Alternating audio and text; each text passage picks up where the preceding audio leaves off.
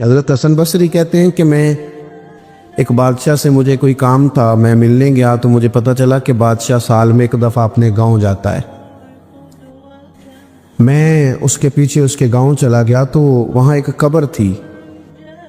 بادشاہ نے سب سے پہلے پڑھے لکھے لوگ لا کے قبر کے قریب کھڑے کیے، تو میں نے پوچھا یہ کیا ہو رہا ہے؟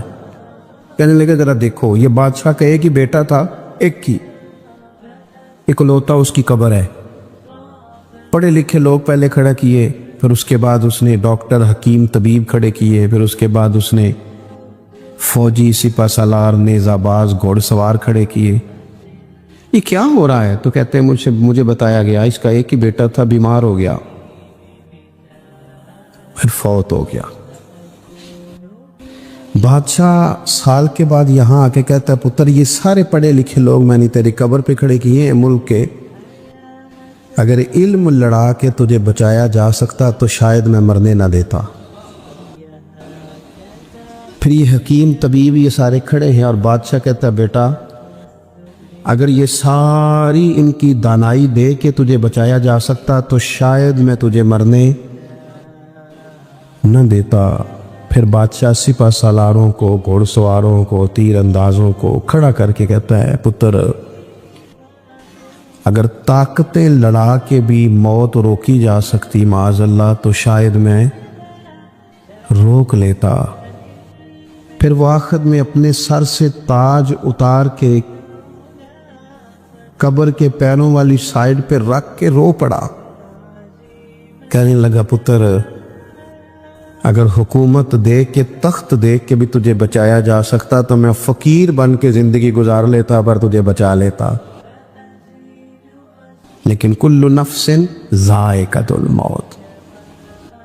ہم نہ بھول گئے اصل مقصود کیا ہے، کیوں آئے ہیں۔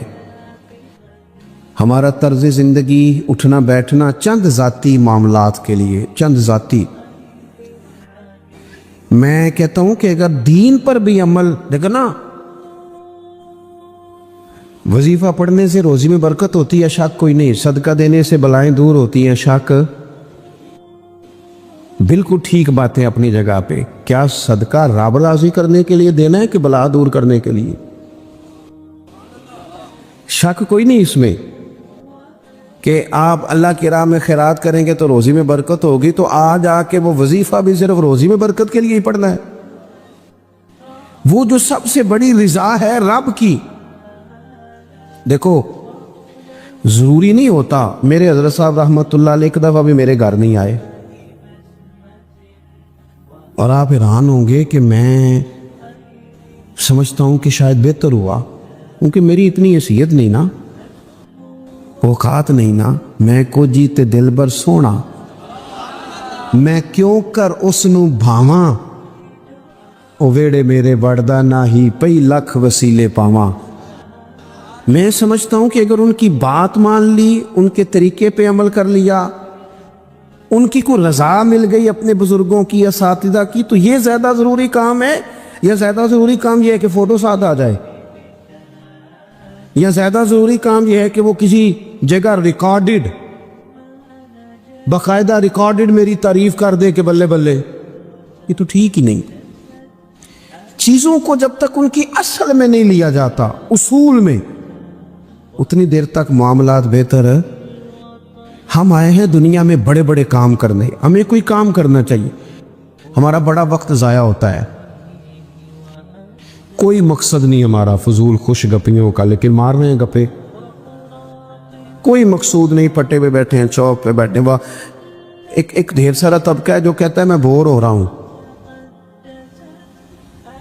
تو میں اکثر کہتا ہوں کہ بور ہونے کے لیے بھی تو ٹائم چاہیے نا، ہمیں ملتا ہی نہیں، بور ہونے کا بھی نہیں ٹائم ملتا، کیسے ہو، ٹائم ہی کوئی نہیں، بیمار ہونے کا نہیں ملتا۔ رات کو طبیعت خراب ہو گئی تھی، یہ گلا سارا، مسلسل کئی دنوں سے سفر میں ہوں، تو صبح کوشش کی، اپنے آپ کو ہمت دلائی، مسلسل میرے خیال ہے آج چوتھا پانچواں دن ہے میں سفر میں ہوں، روز کئی گھنٹے کا سفر، تو میں نے ہمت دلائی اپنے آپ کو۔ تو مجھے کہہ رہے تھے گھر والے کہ ذرا آرام کر لے، میں کہو دے بھی تو ٹائم چاہیے نا، کوئی کام تو وہ والا کریں گے جس کے لیے تو ٹائم بڑا ہے ہمارے پاس ضائع کرنے کو، ادھر ضائع کرو، ادھر ضائع کرو، وہاں ضائع کرو، میں بور ہو رہا ہوں. بھی بور ہونے کو بھی تو ٹائم چاہیے. سنو، میرے نبی پاک علیہ السلام نے فرمایا جب صبح دن چڑھتا ہے نا سورج نکلتا ہے. آج کون سا دن ہے؟ اللہ آپ کو خوش رکھے. پیر شریف ہے، اگست کی کتنی ہے؟ ماشاءاللہ محرم کی 23. یہ بھی یاد رکھا کریں اسلامی تاریخ میں. یہ جو 2022 کا 22 اگست ہے نا، یہ آج آپ کو ملا ہے، دوبارہ یہ تاریخ کبھی نہیں ملے گی. نبی پاک صلی اللہ علیہ وسلم فرماتے ہیں جب دن چڑھتا ہے تو وہ دن اعلان کرتا ہے کہ اگر کوئی کام کرنا ہے تو کر لو، میں آج آیا ہوں، آج کے بعد نہیں آؤں گا. یہ 23 محرم جو اس سال کا ہے یہ دوبارہ کبھی نہیں ملے گا. جس نے آج 23 محرم کو ایک سپارہ قرآن پاک کا نہیں نہ پڑھا، یہ دن خالی چلا گیا. جس نے آج ایک تسبیح بھی درود شریف نہیں پڑھی، یہ دن ضائع ہو گیا. جس نے آج کسی غریب کی مدد نہیں کی، کوئی درود پاک نہیں پڑھا، اس کا دن ضائع ہو گیا.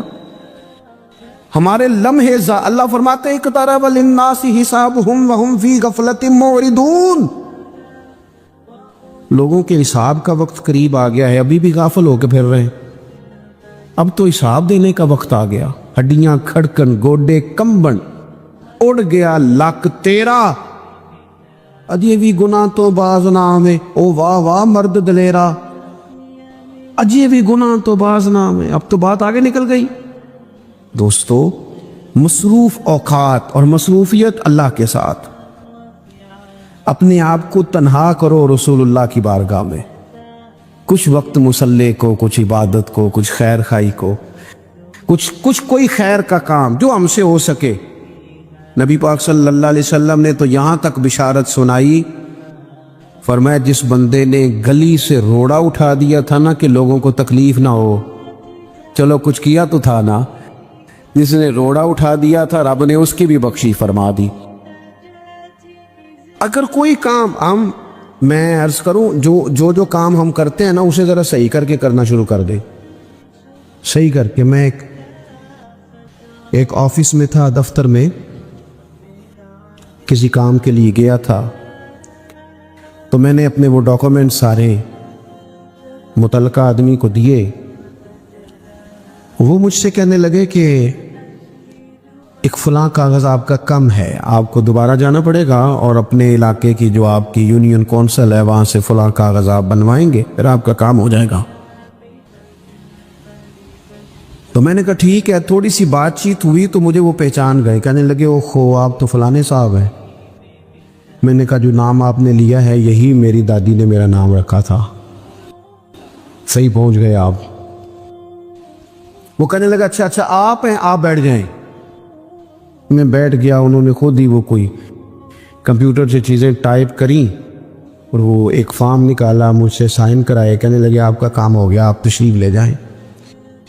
میں نے ان سے کہا کہ شکریہ تو میں آپ کا ضرور ادا کروں گا، پر میں زیادہ خوش نہیں ہوا. میرے پاس 2 لوگ تھے، گاڑی بھی تھی، میں بھیجتا، یہ کاغذ آ بھی جاتا، علاقے میں بھی فون کرتا، مجھ سے محبت کی جاتی ہے، مجھے فارم جلدی مل جاتا. اس کا مطلب ہے آپ سیٹ پر بیٹھ کے بڑے کام کر سکتے ہیں پر لوگوں کے کرتے نہیں. آپ پھیرے لگواتے ہیں، یہ لے آؤ وہ لے آؤ. آپ جہاں بیٹھے ہیں بڑے مسئلے اگر آپ اپنی پہنچ سے کوئی حل کر سکتے ہیں. اور پھر میں نے کہا اگر آپ پسند کریں تو میں آپ کو حضور کا ایک فرمان، اگر آپ سمجھنا چاہیں تو، غور کرنا چاہیں تو ایک فرمان عرض کروں. میرے نبی پاک علیہ السلام نے فرمایا جو بندہ بیواؤں کی مدد کے لیے نکلے، یتیموں کی خدمت کے لیے نکلے.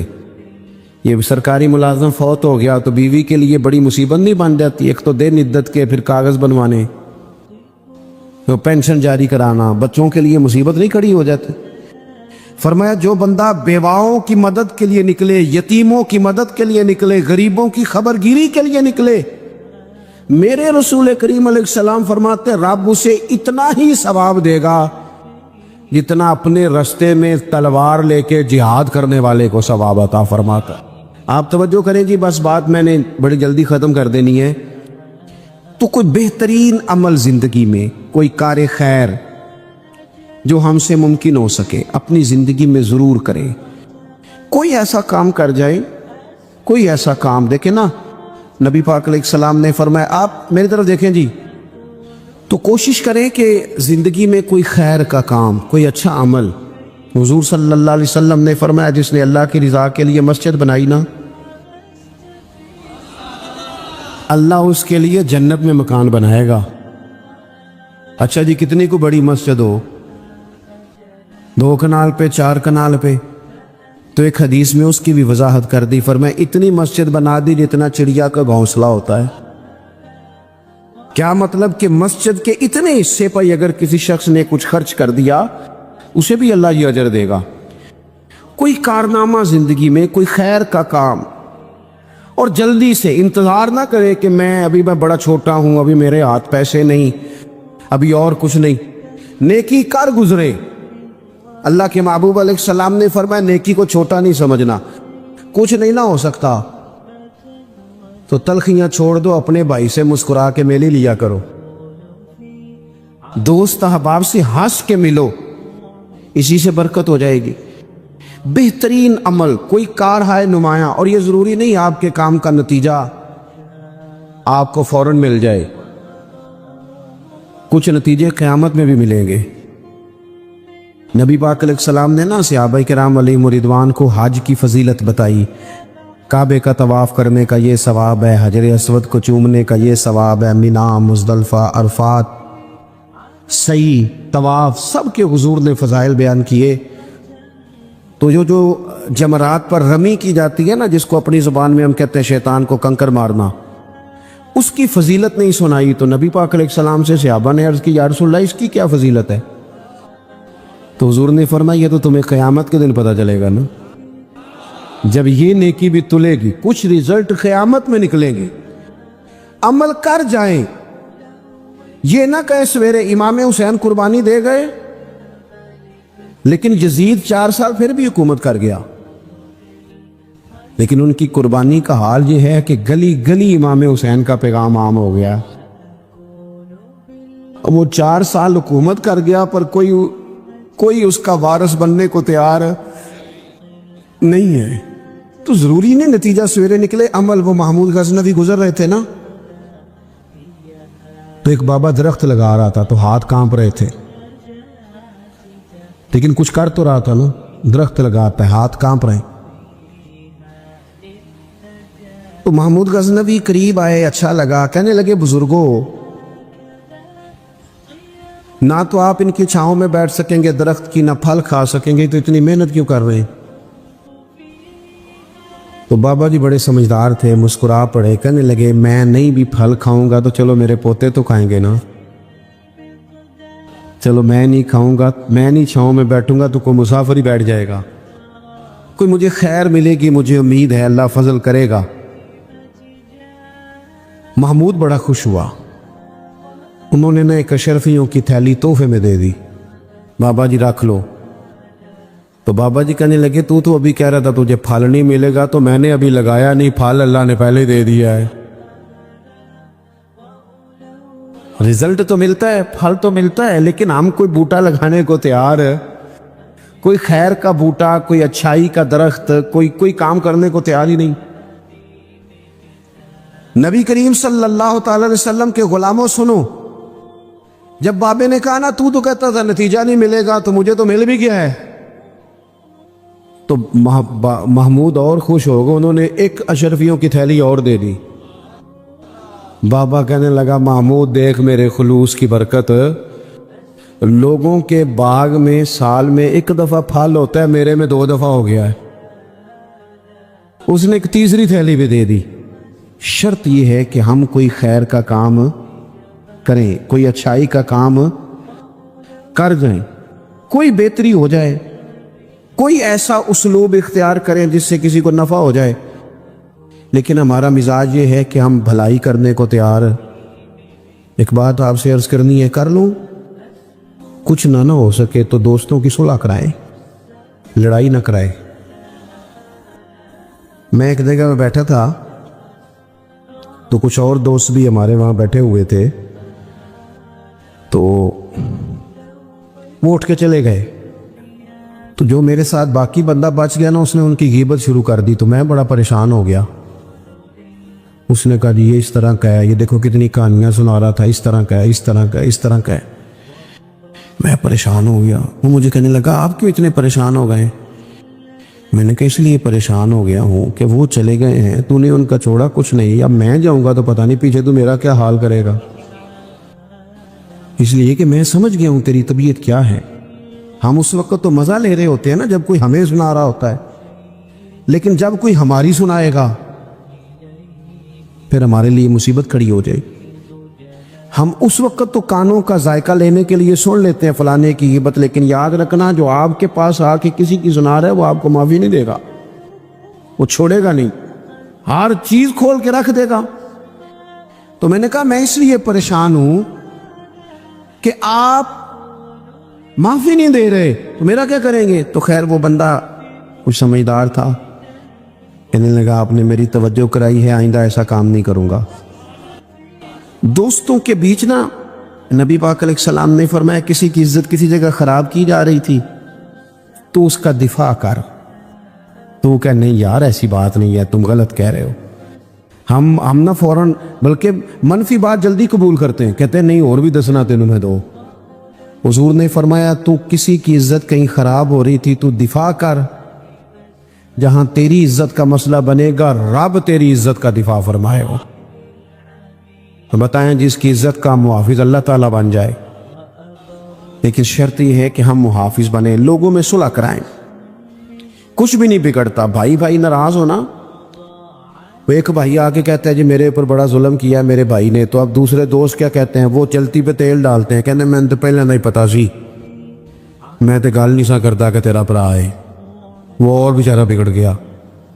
حالانکہ حکم یہ ہے کہ ان کو قریب کیا جائے، ان کو کہا جائے وہ یار نہیں مجھے پتہ ہی نہیں، تو بیمار تھا تو میں نے اسے روتا کتنے دیکھا ہے، تیرے شادی پہ اسے میں نے خوش کتنا دیکھا ہے. اس کے جذبات ہم بھول جاتے ہیں نا بھائیوں کی باتیں. بھائی بڑے پیارے ہوتے ہیں، بھائی پائیاں دیاں باواں ہوندے نے، ان پر غور کرنا چاہیے. تو دو لوگوں کو قریب کر دیں، ان کی صلح کرا دیں، اچھے جذبات. ایک اور اپیل آپ سے کروں گا، اگر کسی کی بہن کسی کی عزیزہ اپنے شوہر کی سے ناراضگی کا اظہار کرے تو اسے اس کے خاوند کی اچھی اچھی باتیں بتائیں تاکہ ان کے دل قریب ہوں. اگر آپ کا بیٹا اپنی بیوی کے بارے میں کچھ شکوہ کرے تو اسے کہیں نہیں نہیں نہیں وہ تو تیرے حق میں یہ کہتی ہے، کیونکہ وہ اگر دور ہو جائیں گے تو ہم نے تو 2 منٹ بات کر کے رخصت ہو جانا، انہوں نے ساری زندگی کٹے رہنا ہے. قریب کرنے کی کوشش کریں، لوگوں کو دور کرنے کی کوشش یہ ایک بہترین عمل ہے جو زندگی میں کر جائیں. لوگوں کو جوڑ جائیں، پیار کر جائیں. میرے نبی پاک صلی اللہ تعالی علیہ وسلم نے فرمایا ہے جو 2 لوگوں کی صلح کرا دے قربان جائیں. کرایا کیا؟ صلح. حضور فرماتے ہیں جو لوگوں کی صلح کرا دے اللہ اسے کامل حج کا ثواب عطا فرمائے گا، لیکن شرط یہ ہے کہ اس میں خلوص ہو، للہیت ہو. زندگی میں ہم نے کوئی کام کرنا ہے، ہم نے صبح اٹھنا ہے تو جد و جہد کرنی ہے. حضرت عمر بن عبدالعزیز کی عمر پورے 40 سال نہیں ہوئی، 39 سال ہوئی ہے. ممبروں پہ ذکر ہوتا ہے، پوری 40 نہیں 39 سال انہوں نے حکومت بھی کی، 5 سپارے قرآن پاک بھی روز پڑھا، ہزاروں کی تعداد میں درود و سلام بھی روز پڑھا، غریبوں کی مدد بھی کی، مہمان خانے بھی منائے، مسجد. جس نے کام کرنا ہے پھر اس نے انتظار. جلدی سے کام کریں، جلدی سے کچھ شروع کریں، اپنی زندگی کے معاملات کو مینج کریں. ہمیں اللہ نے بڑی بڑی صلاحیت دی ہوتی ہے پر وہ سارا زنگ لگ جاتا ہے، ادھر بیٹھے گپے کی، بھاگے دوڑے، کھائے پیے فارغ ہو گئے. اس سے نقص واقع ہوگا. آخری بات آپ حضرات کی خدمت میں یہ عرض کرنی ہے، میرے دوستو زندگی نا تیزی سے گزر رہی ہے. ہم مانتے نہیں، ویسے یہ ہے کہ بہت سارے لوگ ایسے ہیں جن کی صحت اب ویسی نہیں رہی جیسی پہلے تھی. مانتے نہیں ہم، لیکن ہم نے کافی سارے جنازے پڑھے، ਜਿਨ੍ਹਾਂ ਬਾਝੋਂ ਇੱਕ ਪਲ ਨਹੀਂ ਸਾਂ ਰਹਿੰਦੇ, ਉਹਨੂੰ शक्लां याद ही नहीं रਹੀਆਂ। हम ना समझते हैं दूसरे के ख़त्म पे हैं, शायद हमारा पढ़ा ही नहीं जाना। दूसरों के जनाजे पे हैं तो बस इसी का जनाजा होना था, मेरा होना ही नहीं। थोड़ा सा ना सामान्य इबरत भी हासिल करें। लाइट बंद करके भी रात को सिर्फ मोबाइल ना देखा करें, 10 को मिनट ना सोचने पे लगाएं कि अगर आज जाना पड़े रब की बारगाह में तो मेरी को तैयारी है। थोड़ा सा अपने ऊपर गौर करें। मैं आपसे अर्ज करूं, एक टाइम पे बंदा बिल्कुल अकेला रह जाता है, बिल्कुल। मैंने देखा है कि बुजुर्ग अगर बीमार हो गए तो बच्चे एक दूसरे से मशवरा करते हैं कि आज तू रहना है तो कल फिर मैं अस्पताल रहांगा। टाइम कोई नहीं है लोगों के पास, वक्त कोई नहीं। मैं जनाजों पे जाता हूँ, मैं देखता हूँ कि लोग कहते हैं देर ना करो जी, मेहमान दूर दूर से आए हुए हैं, रोटी खा के वापस जाना है। नहीं ये पूछता कोई भी।